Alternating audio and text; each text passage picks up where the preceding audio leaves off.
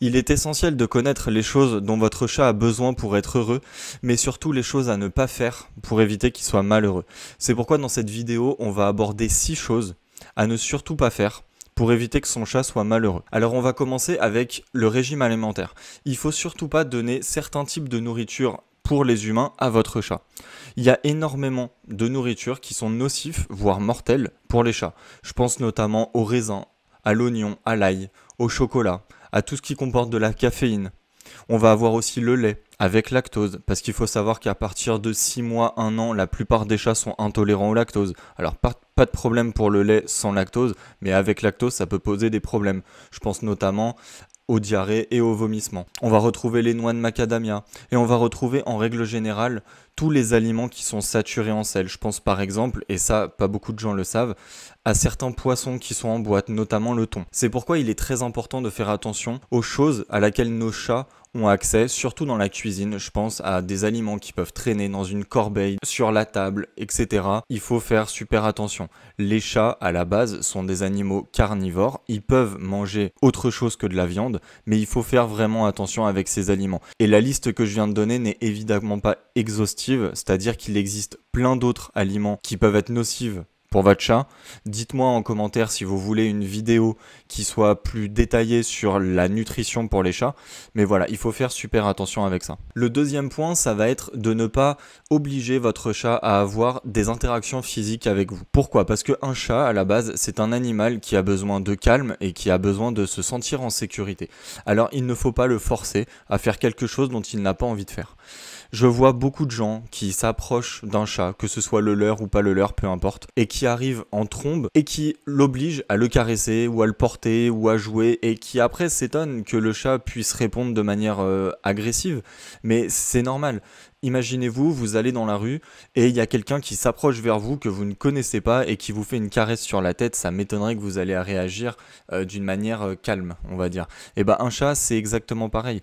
Même si c'est le vôtre, votre chat a besoin de savoir qu'il ne va pas être dérangé à son insu. Il a besoin de savoir qu'il est en sécurité et que personne ne va venir l'embêter s'il n'a pas envie de faire un câlin ou s'il n'a pas envie de se faire caresser. Et en plus de ça, ça peut générer chez lui des comportements limite agressifs dont on n'a pas envie. Ensuite, la troisième chose, ça va être de ne pas négliger la litière. Alors je pense à la litière, au bac à litière, mais aussi à la litière, le granulé qu'on met à l'intérieur.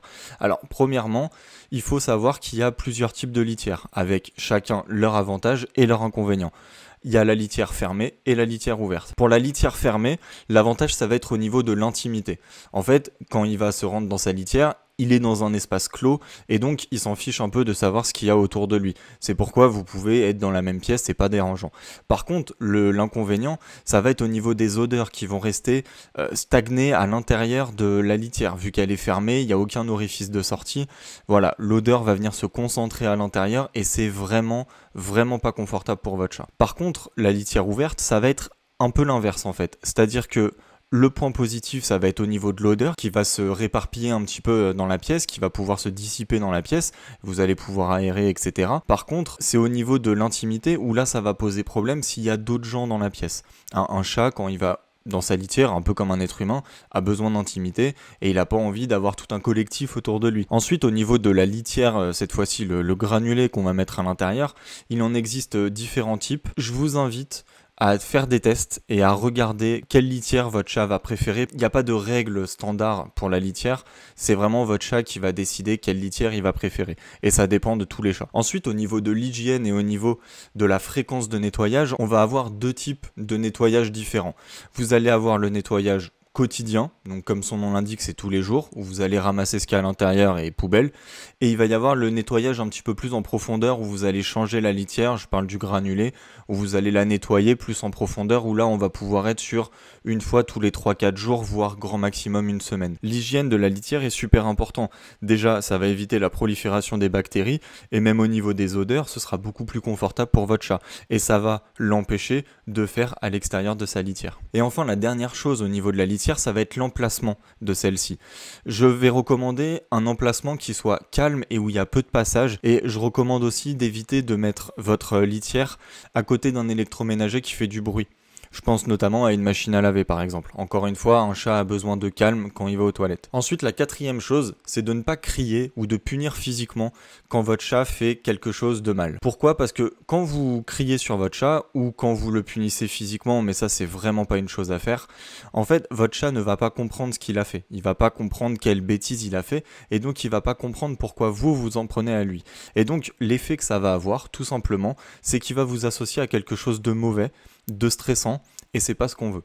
Pourquoi? Parce que à la fois il va encore une fois vous associer à quelque chose de mauvais, mais aussi il va pas comprendre ce qu'il a fait, donc ça n'aura aucune incidence à l'avenir, et il va quand même continuer à faire la bêtise de pourquoi vous l'avez grondé. C'est sûr, c'est embêtant quand votre chat griffe un canapé tout neuf que vous venez d'acheter, ou quand il vous réveille à 3 heures du mat alors que vous vous réveillez à 7 heures pour aller au travail, ou quand il fait à l'extérieur de sa litière. C'est embêtant.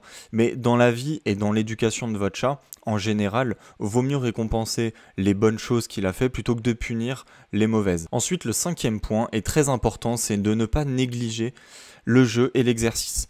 Alors, de deux choses l'une. Si votre chat est un chat d'extérieur, c'est-à-dire qu'il passe le plus clair de son temps à l'extérieur, l'exercice, il va notamment le retrouver via la chasse. Un chat, ça chasse beaucoup. Et le jeu, bon, il va plus ou moins le combler avec aussi la chasse et des jeux qu'il va pouvoir faire à l'extérieur de manière autonome, mais ça ne veut pas dire que vous ne devez pas vous en occuper quand il est à l'intérieur. Par contre, un chat d'intérieur, manquer de jeu et d'exercice, ça va nuire à son développement personnel, à son développement physique, à son bien-être et, en règle générale, à son équilibre émotionnel. C'est pourquoi moi je recommande déjà de jouer avec votre chat et d'essayer de le dépenser un maximum quotidiennement.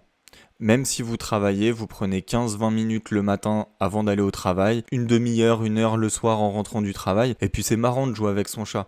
Et puis ça renforce les liens, c'est super. Donc c'est vraiment quelque chose à prioriser, et c'est un peu comme si vous allez vous occuper de votre enfant.